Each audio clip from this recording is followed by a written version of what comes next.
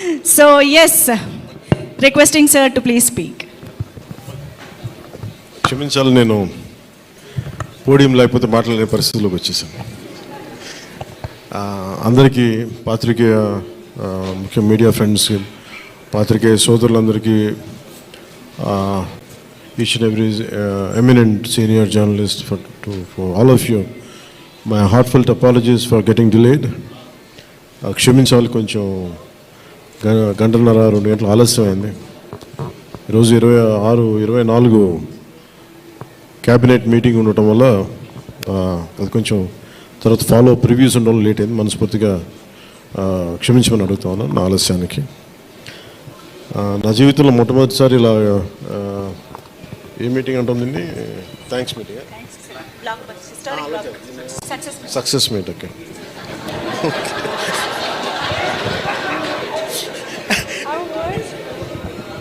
కొంచెం పక్క సరిపడు, కొంచెం పక్క సార్, అట్లా చాలు. ఏం లేదు అంటే థ్యాంక్ యూ. అంటే సక్సెస్ మీట్ ఇవన్నీ నాకు అలవాటు లేవు, ఫిల్మ్ ప్రమోషన్స్ ఇవన్నీ.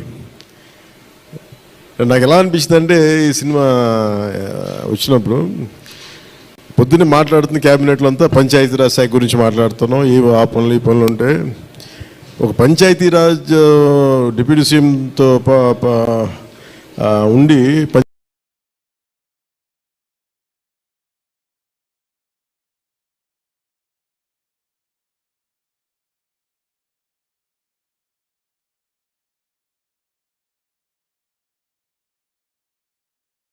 పంచాయతీరాజ్ శాఖ నిర్వహిస్తూ ఉంటాను, ఆఫ్కోర్స్ ఫారెస్ట్ అండ్ ఎన్వైరన్మెంట్తో పాటు.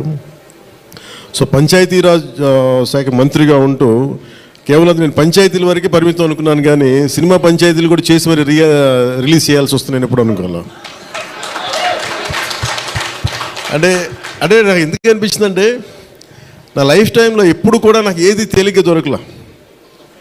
ఒక చిన్నపాటి అచీవ్మెంట్ కావచ్చు, ఒక నేర్చుకోవడం కావచ్చు, మేబీ అందరికీ ఇదే ఉంటుందేమో నాకు తెలియదు, కానీ నాకు ఏది కూడా ఏమంటుందని వడ్డించిన విస్తరి కాదు నా జీవితం.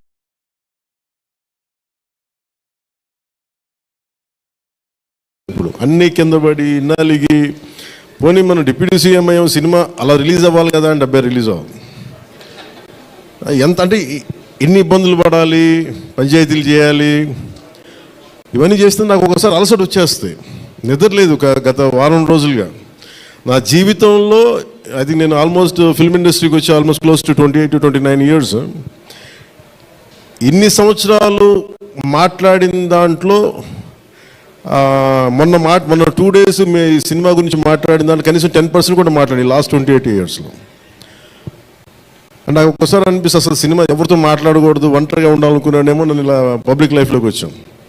అసలు సక్సెస్లకి లేదా అన్నిటికీ అతీతంగా ఉండాలనుకుంటే నాకు భగవంతుడు నా చేత ఎలా చేయించాలంటే కూర్చోబెట్టి నీ సినిమాను కూడా ప్రమోట్ చేసుకునే పరిస్థితికి తీసుకొచ్చాను నేను. ఇది నాకు చాలా ముందస్తుగా చాలా ఆనందాన్ని ఇచ్చింది, ఒక బాధ్యత తీసుకోవటం. సినిమా సక్సెస్లు ఇవి ఎట్లా ఉంటాయి, రికార్డ్స్ ఇవన్నీ నాకు నిజంగా తెలియదు. నేను ఎందుకంటే అవి ఎప్పుడు తలకెక్కించుకోను కూడా. అది మంచి ఉన్నాయి, దాంట్లో పోయినవి ఉన్నాయి, హిట్ అయినవి ఉన్నాయి. ఇప్పుడు ఈరోజు ఈ సక్సెస్ కానీ ఇవన్నీ ఇది ఏ స్థాయి ఎలా అనేది నాకు నిజంగా తెలీదు యాజ్ టైమ్ అన్ఫోల్డ్స్. కానీ ఒకటేమనిపించిందంటే, ఫర్ ఏ వర్క్ అయినా సరే there is always a room for improvement. Definitely that will be considered, that will be taken forward and so. నాకు ప్రత్యేకించి క్రిష్ గారు కానీ మన ఏం రత్న గారు కానీ సబ్జెక్ట్ తీసుకొచ్చినప్పుడు నాకు ఒకటే అనిపించింది, ఇది ఎలా చేయగలం. ఎందుకంటే పీరియడ్ ఫిల్మ్ నాకు ఎప్పుడూ డౌట్, నాకు బేసిక్ అంటే ఎలా చేయగలం, ఎలా సాధించగలం అంటే they came out with good concept. కొంత గుడ్ ఆర్ట్ డైరెక్ట్ని తీసుకున్నారు, మన తోట తరుణి గారిని ఇనిషియేట్ చేశారు. ఎఫెక్ట్స్ ఎలా వస్తాయి అనేది, they might be some glitches, I don't know, as అంటే ఇంటా ఉంటే నాకు అనిపించింది గ్లిచెస్ ఉండొచ్చు. It will be corrected, that's not an issue. కాకపోతే ఏంటంటే మోర్ దెన్ ఎఫెక్ట్స్ వీటన్నిటికంటే కూడా ఒక emotional engagement to a story. మనం ఒక సినిమాకి వెళ్ళినప్పుడు మనకు గుర్తుండిపోయేది ఏవి ఎలా ఉన్నాయని కంటే కూడా what do we carry in our heart. మన గుండెల్లో మనం ఏం తీసుకొస్తాం, ఏ జ్ఞాపకాన్ని పట్టుకొస్తాం, ఏ ఎమోషన్ని తిరిగి ఇంటికి తీసుకొస్తాం అనుకుంటే నాకు ఒకటే ఈ సినిమా నేను ఒప్పుకున్నప్పుడు నాకు ఏమనిపించిందంటే ఇది మొఘల్కి సంబంధించింది. మనం చిన్నప్పటి నుంచి స్కూల్స్లో చదువుకుంటున్నప్పుడు always we hear about how Akbar is great, how Shahjahan is by creating Taj Mahal, how what an artistic personality.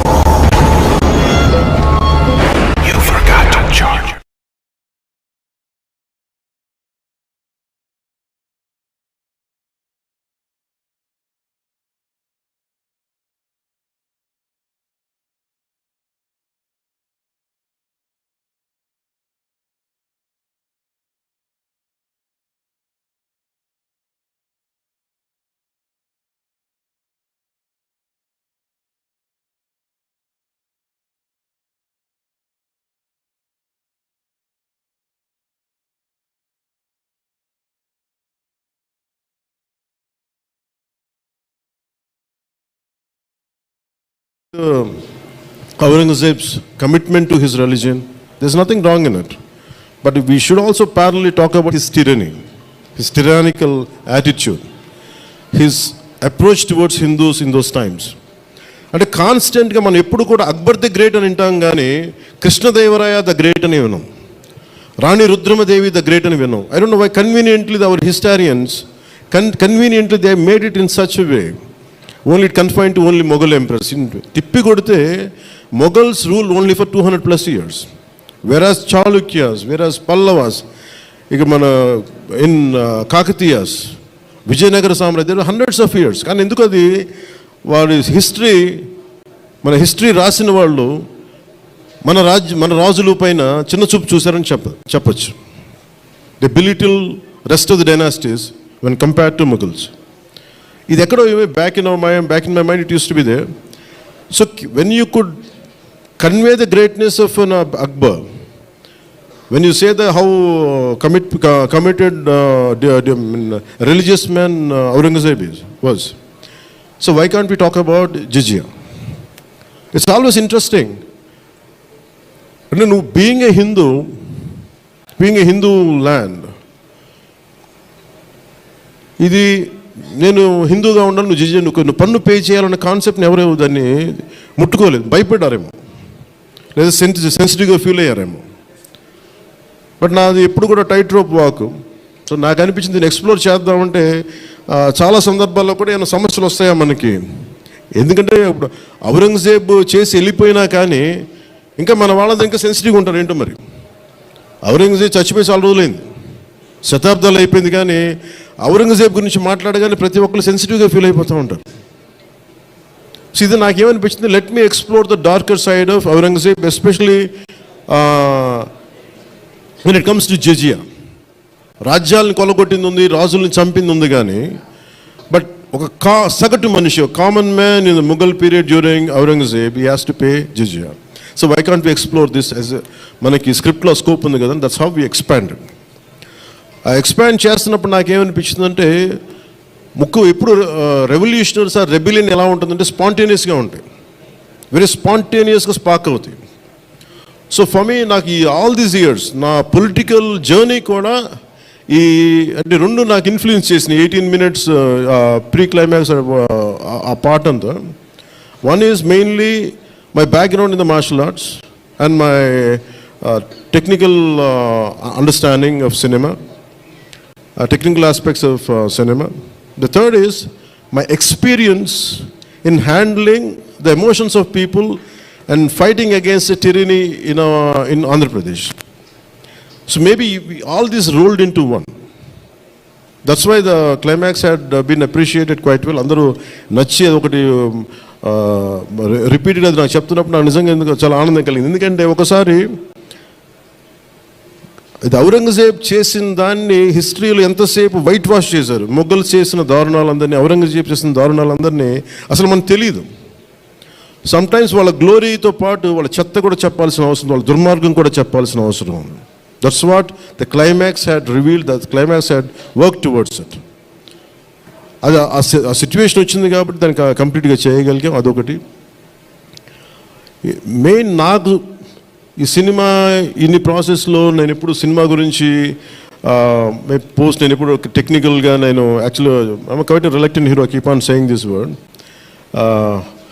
I'm least connected to I like stories I like to watch cinema I'm avid film watcher బాగా చదువుతాను novels చదువుతాను కానీ ఎప్పుడు నేను హీరోగా ఎప్పుడు ఊహించుకోలేదు but column destiny నన్ను ఇలా తీసుకొచ్చింది పాలిటిక్స్ తీసుకొచ్చింది but my constant commitment is only one thing no matter what you do మీరు ఏమి చేసినా I want a part of myself should be able to help the cultural integration of our country the cultural integration of Bharat I'm deeply committed to that part అలా అని చెప్పి it is not about Hindus it is not about Muslims it's not about that మీరు చూస్తే climax అంతా it is good versus bad good versus evil ఒక tyrannical king మీద తిరగబడిందే ఉంటుంది అంతేగాని it is not about stroking the tensions it's not about stroking the fear ఆ aspect ఆ యాంగిల్లోకి తీసుకెళ్ళదలుచుకోవాలి మీరు చూస్తే ఈ సినిమాలో హీరో పక్కన special one particular character I had conceived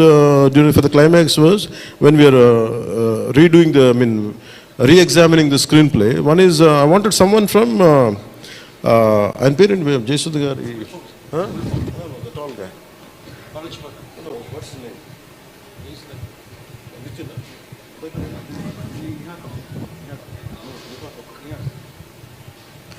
Jayasudha గారు అబ్బాయి Neha Kapoor acted as a man from frontier India Balochistan నుంచి సో అలాంటి క్యారెక్టర్స్ని తీసుకుని ఎందుకంటే నాకు దట్ పర్టికులర్ క్యారెక్టర్ నేను అనుకున్నప్పుడు వాట్ కెన్ బి ఇన్క్లూడెడ్ అనుకున్నప్పుడు I have included that part is only from taking the inspiration from frontier Gandhi Khan Abdul Ghaffar ఖాన్ని థాట్లో పెట్టి ఎందుకంటే సెకండ్ హాఫ్ చాలా ఎలాబరేట్గా ఉండేది కదా దానికోసం నేను డిజైన్ చేసిన క్యారెక్టర్స్ ఫస్ట్ హాఫ్లో ఉంటే but later it became part 1 part 2 అయ్యేటప్పటికి ఆ డీటెయిల్స్ లేటర్ సెకండ్ పార్ట్లో వస్తాయని చెప్పేసి దాన్ని ఎక్కువ రివీల్ చేయలేకపోయి ఈ పార్ట్ 1లో అలాగే పార్ట్ 2 కూడా ఆల్మోస్ట్ ఒక 25 to 30% చేసాం so that's where it stands అది తొందరగా కూడా పార్ట్ 2 కూడా జరగాలని మనస్ఫూర్తిగా కోరుకుంటూ అలాగే అసలు సినిమాని ఎట్లా ముందుకు తీసుకెళ్ళాలి ఏమి చేద్దాం అంటే నేను కంప్లీట్గా పొలిటికల్ ప్రాసెస్లో ఉండి నేను సినిమా రిలీజ్లు ఇవన్నీ నాకు నిజంగా తెలియదు నేను పట్టించుకోవడం మానేశాను చాలా సంవత్సరాలు అయిపోయింది ఆ టైంలో రత్నం గారికి అండగా మైత్రి మూవీస్ నవీన్ గారు కానీ రవి గారు కానీ అలాగే విశ్వప్రసాద్ గారు కానీ ఫ్యాక్టరీ మీడియా విశ్వప్రసాద్ గారు ముందుకొచ్చి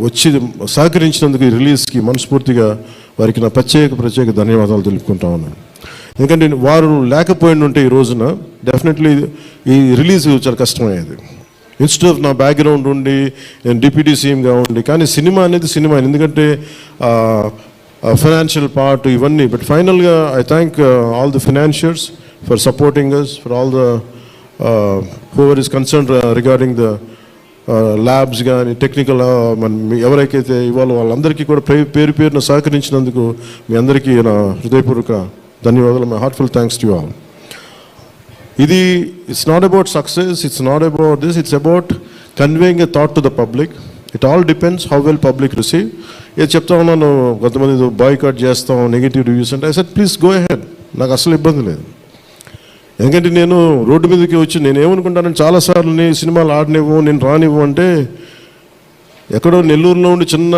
వీధుల్లో పెరిగినోడిని ఇక్కడ దాకా రావడమే గొప్ప అలాంటిది నా సినిమాను ఆపుతున్నాను నేను ఎంత స్థాయికి ఎదిగానో మీరు చెప్తున్నారు నా గురించి నాకు తెలియదు కానీ మీరు చెప్తున్నారు నా ఎదుగుదల ఎంత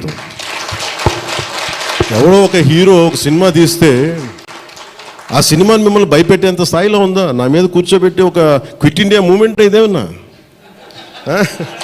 ఇదే క్విట్ ఇండియా మూమెంట్ లాగా బాయ్గా అంటే ఏం చేస్తారు చేసుకోండి అన్నాను ఏం ఫరక్ పడుతుంది ఏమి తేడా పడుతుంది నథింగ్ ఇవన్నీ చూడకుండా జీవితంలోకి వస్తామా ఇవన్నీ ఇంతకుమించి మేము చూడలేదా దెబ్బలు తినకుండా వస్తామా జీవితంలో అందుకని ఇలాంటి తాటాకి చప్పులకి మీ పదే బెదరు ముఖ్యంగా నా అభిమానులకి మీకు చెప్తున్నా ఈ మాధ్యమాల ద్వారా ప్రసార మాధ్యమాల ద్వారా ఈ మీడియా మిగతా మీడియా సామాజిక మాధ్యమాల ద్వారా ఈరోజు నేను ఇంత బలంగా ఉన్నానంటే మీరు ఇచ్చిన బలమే నాకు నేను ఎంత ఎదిగానో నాకు తెలియదు నేను ఏం చేశానో నాకు తెలియదు కానీ నాకు ఒకటే తెలుసు ధైర్యంగా ఉండడమే తెలుసు నాకు డిప్రెషన్ ఉండదు ఎందుకంటే డిప్రెషన్ అనేది ఎందుకు ఉండదంటే నాకు బతకడం చాలా అద్భుతమైన విషయం అనిపిస్తుంది, మోర్ దెన్ సక్సెస్. అందుకే నాకు ఇప్పుడు డిప్రెషన్ ఉండదు. ఇంట్లో కూడా చాలాసార్లు కూర్చొని నా కొడుకు కూడా చాలా డిప్రెషన్గా ఉంటే వాడికి ఏం చెప్తాను, రోజు అన్నం మానేరంట. ఎందుకంటే డిప్రెషన్ ఈజ్ ఆల్ క్రియేటెడ్. అలాగే ఇప్పుడు సడన్గా ఆయన ఎందుకు చెప్తున్నాను, ఎందుకు రెలవెంట్గా చెప్తున్నానంటే, సార్ మన సినిమా గురించి నెగిటివ్గా మాట్లాడుతున్నట్టే, అంటే నెగిటివ్గా మాట్లాడుతున్నా అంటే మనం బలంగా ఉన్నామని అర్థం. మనం బలంగా ఉండబట్టే మన మీద నెగిటివిటీ ఉంటుంది.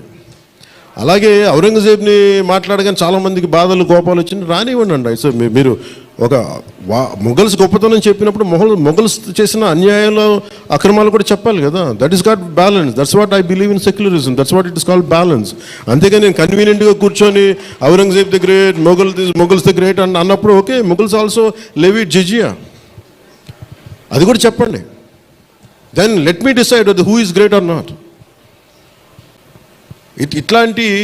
ఇలాంటివన్నీ నాకు ఐ ఫెల్ట్ సినిమా ఈజ్, అందుకే ఒకసారి ఈ సినిమా చేసిన biggest help, more than the success, more than the collections, more than the records, more than premiere shows. ఒక ప్రీమియర్ షోస్ ఏదో చెప్తా ఉన్నారు నిన్న, ఫ్యూ థౌజండ్స్ నాకు పెద్ద కౌంట్ తెలియదు కానీ దాదాపు 30 crores, around 30 crores it collected ఎస్టర్ అని చెప్తాను. Only you keeping track of all this? You have forgotten acting. Actors పని అంటే యాక్ట్ చేయడం కదా, కూర్చోమై కలెక్షన్ గురించి మాట్లాడుకుంటాం. నేను ఇప్పుడు దాకా అనుకోవాలా అంటే వీటన్నిటికంటే కూడా what is a take away from this film? ఒక historical blunder made by Aurangzeb. It is a blotch it has become a civilizational wound in the hearts of every Indian. That has been addressed. ఆ డిఎన్ఏలోకి వెళ్ళిపోయింది ఆ బాధ. We're able to undo that pain, we're able to address that pain. చిన్నప్పుడు ఎప్పుడు నేను స్కూల్లో చదువుకొని అరే హిందూగా ఉండి ఎందుకు జిజియా కట్టాలి, అసలు దీని గురించి ఎవడు మాట్లాడేంటి, అది అడ్రస్ చేసినందుకు నాకు చాలా ఆనందం. ఇది నాలాగా చాలామందికి చాలా క్వైట్ పెయిన్ఫుల్గా ఉండాలి, అందరికీ అడ్రస్ చేయగలిగాను. That is the biggest achievement. ఒకసారి సినిమా చేసినప్పుడు అందరు కలెక్షన్ దగ్గర ఆగిపోతారు, లేదంటే అందరు రికార్డుల దగ్గర ఆగిపోతారు. నేను ఎప్పుడు అక్కడ ఆగలా. What is the take away from this film? ఎప్పుడో నేను ఎంటర్ ద డ్రాగన్ చూసినప్పుడు అరే బ్రూస్లీ భలే చేశాడు అనుకోలేదు. బ్రూస్లీగా మనం ఎలా చేయాలి, ఏం చేయాలి, బ్రూస్లీ గురించి చదివే. అలాగే ఒక పొద్దున కూడా ఏదో ఎవరికి ఇంటర్వ్యూస్లో చెప్పాను, పర్లేదు వాళ్ళకి ఇది షేర్ చేసుకోవచ్చు. అంటే what a film does to people. It's the greatest story telling medium.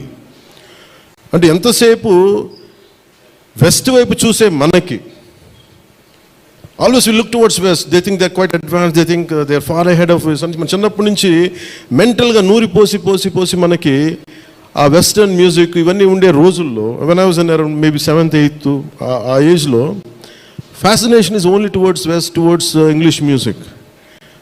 ఇలాంటి సమయంలో మన సంగీతం, మన కర్ణాటిక్ సంగీతం కానీ మన క్లాసికల్ మ్యూజిక్ అంటే చిన్న అపహాస్యం. అలాంటి మైండ్ సెట్ ఇది తెలియకుండా సొసైటీ మనకి ఇంజెక్ట్ చేసినప్పుడు దాని విలువ తెలియక ఒక శంకరాభరణం అనే సినిమా చూసిన తర్వాత నాకు కర్ణాటక సంగీతం మీద అపారమైన గౌరవం వచ్చింది.